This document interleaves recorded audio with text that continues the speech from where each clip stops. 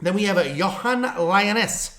Every time I see his name, I just think of that Adam Sandler movie, Don't Mess with the Zohan. It's not even the same name. There's no similarities whatsoever. I don't know why my brain does that, but it has been for years. And that was one of the most pointless things I've ever worked into one of these videos for no reason whatsoever. We have Yohan Lainesse taking on Sam Patterson. Yohan Lainesse is a grappler. He can knock you out with anything from a check hook to an overhand. So a very, very powerful guy who does want to be grappling. Striking is not very technical, but as I mentioned, he's got that very real power. He wings big, heavy punches while charging forward, and as soon as you get comfortable striking, he's going to shoot a double leg right up the middle. Once he hits the ground, he works for control, and he just starts pounding away. Everything he does looks like it hurts. But he is definitely on the slower side for the division, and he does have a tendency to brawl. He's coming off that quick submission loss to Mike Malott.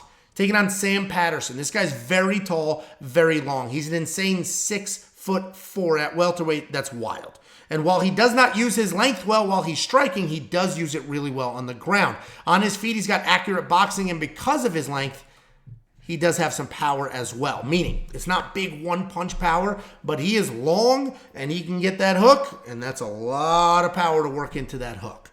His length does work against him, though, with his takedown defense. His takedown defense is not great, and there's a whole lot of leg to shoot in on. But as I mentioned, once it hits the ground, he does use that length well. He's constantly wrapping you up, constantly reaching over, constantly making stuff happen on the ground. He is coming off that knockout loss to Yanal Ashmouz, where he was a massive favorite.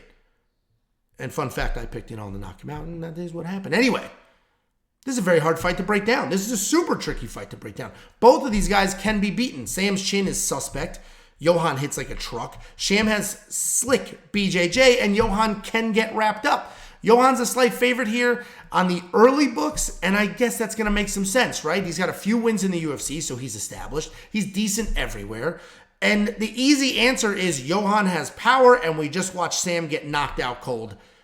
I'm going to have to go with the easy answer here, but I am hoping for a 2.5 round line because the under will seem solid there. Close fight, and this card is loaded with close, interesting type matchups. So let's hope we get some favorable round lines because, as I said, a 2.5 round line, I'm going to go the under here. One of these dudes could get knocked out. One of these dudes can get submitted. A lot of stuff could happen here, so let's just hope they mess that line up. Before you go, let me give you $50. Anybody who goes to WeWantPicks.com/bets and signs up with any one of our affiliate partners gets $50 as a thank you. Use the link, sign up, make a deposit. We send you $50 as a thank you.